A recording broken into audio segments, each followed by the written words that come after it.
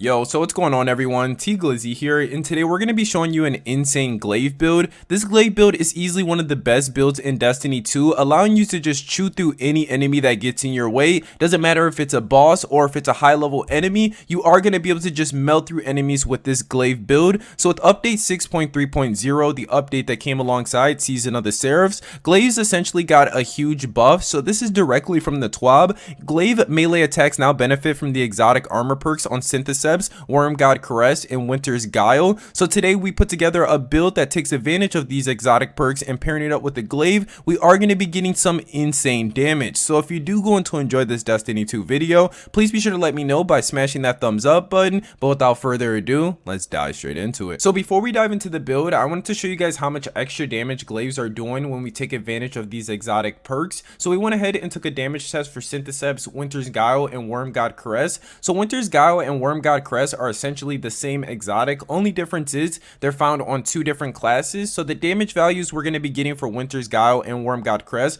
are going to be the exact same. So we only did our test on the Winter's Guile for the warlock class. So at ×5 warlock sigil, we were hitting for 48,000 damage. The base damage on a glaive is 12,000. So we're essentially getting a 4 times multiplier when we do have Burning Fist ×5 up and also Warlord sigil. And then we went ahead and took a damage test for the Synthoceps. And with Synthoceps, when we have biotic enhancement procced, we were hitting for 38,000 damage. So now with the damage numbers out the way, now we can move on to the build. So for this build, it's extremely simple to set up, and we're not going to be getting into tons and tons of mods. We're basically going to be using one single mod and taking advantage of one single fragment. So for the fragment we are going to be using, it's going to be found under the solar subclass. So we are going to be taking advantage of solar 3.0, and the fragment we are going to need is Ember of Torches. And this fragment reads: power melee attacks against combatants, make you and nearby allies radiant. This is going to be super helpful for this build. So again, the only fragment we need is Ember of Torches. The other fragments really don't matter. Also, your aspects don't matter either. It really is all about the fragment Ember of Torches. So now moving on to our mods, and for our mods, we're only going to be using one single mod,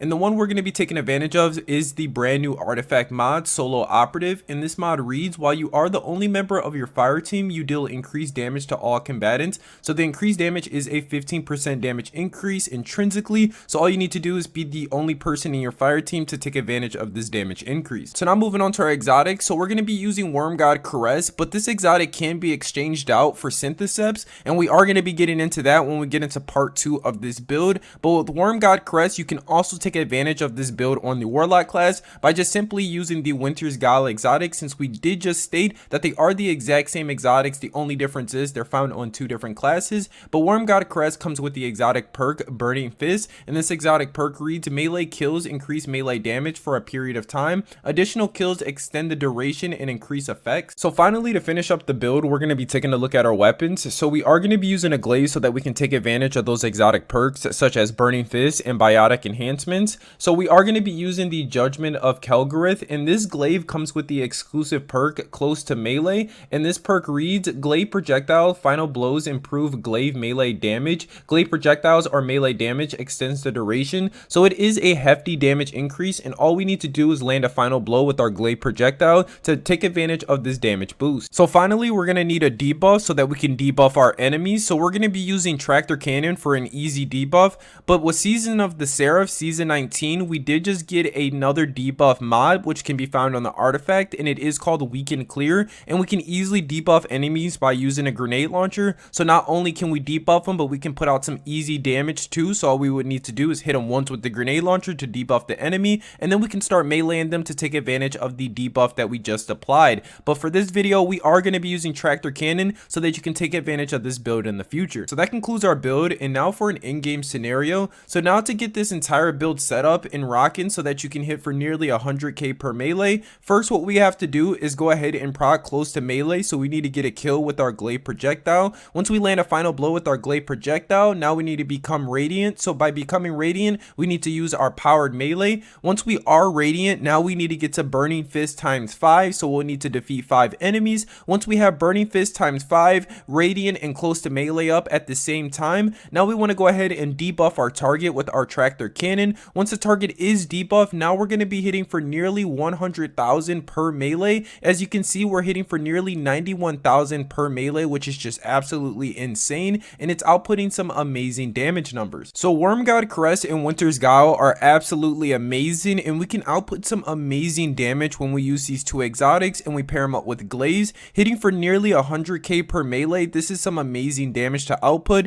but the only disadvantage to this build is it's extremely hard to set up. Getting to Burning Fist times 5 or Warlord Sigil times 5 is extremely difficult to do, and then having to perform each task so simultaneously, it's just really hard to get this to work consistently. So we went ahead and put together a build for Synthoceps. We're going to be using all the same mods and fragments. Only thing we're going to be swapping out is the exotic, so we are going to be using the Synthoceps exotic, and this exotic comes with the exotic perk Biotic Enhancements, and this exotic perk reads increase melee lunge range and improve melee and super damage when you are surrounded. So when we swap out Worm God Crest for Synthoceps, this build becomes a whole lot better to use in regular scenarios. So when you're actually in the in-game world doing dungeons, or if you're doing even Gambit, or if you're just doing strikes, using the Synthoceps build is a lot easier to proc all of your damage increase buffs. So it's a lot more feasible and a lot more consistent to actually get these buffs all up at once. So all you need to do is become Radiant. Once you are Radiant, get close to melee to proc, then debuff the enemy. Make sure you have Biotic Enhancements procced, and you'll be hitting very hard. And again, it's extremely consistent to keep up Radiant and close to melee. Instead of you having to get to Burning Fist times 5 or Warlord Sigil times 5, it's a lot easier to just have Biotic Enhancements up. All you need to do is be surrounded by enemies to take advantage of that damage increase,